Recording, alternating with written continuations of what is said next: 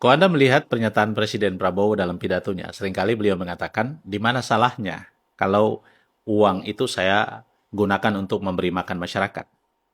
Ya, Presiden juga mengatakan bahwa daripada uang MBG itu dikorupsi, lebih baik saya pakai untuk program MBG. Nah, dua pernyataan Presiden ini saya mau bahas. Yang pertama, di mana salahnya kalau kemudian uang ini saya pakai untuk memberi makan masyarakat? Lah, pertanyaan sederhana saya, emang masyarakat mau makan kos kaki, makan semir, makan laptop, makan apa motor trail? Ya, kan enggak. Dari 335T itu Pak Presiden, ya, yang nyangkut di perut ibu hamil dan anak-anak yang penerima MBG itu hanya 7.000 Pak. 7.000 sampai 8.000 Pak. Itu hitungan resmi itu.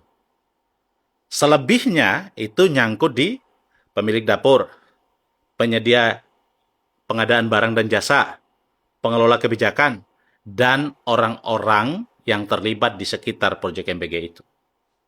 Dan 335 triliun itu, Pak. Di mana kira-kira benarnya Bapak membuat program ini? Bukankah program ini memperkaya orang yang tadi saya sebutkan, penyedia dapur dan seterusnya? Memperkaya orang-orang yang memiliki dapur dan seterusnya, Pak. Dan mohon maaf, Pak, orang-orang itu lingkaran Bapak, Pak. Orang yang sekelompok dengan Bapak, Pak. Kan itu yang harus kita sadari dan rakyat tahu persis itu, Pak.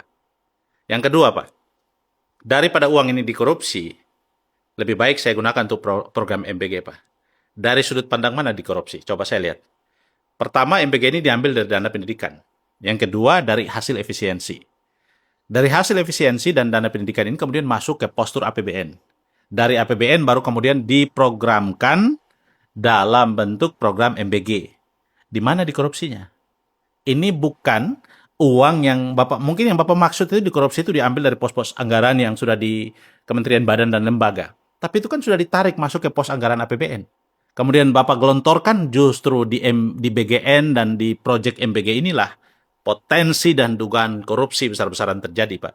Jadi sebetulnya Bapak memindahkan dari dugaan semula, dari kekhawatiran semula akan terjadi korupsi di sana, Bapak ambil kemudian pindahkan ke BGN, pindahkan ke proyek MBG ini, dan disitulah terjadi korupsi, Pak.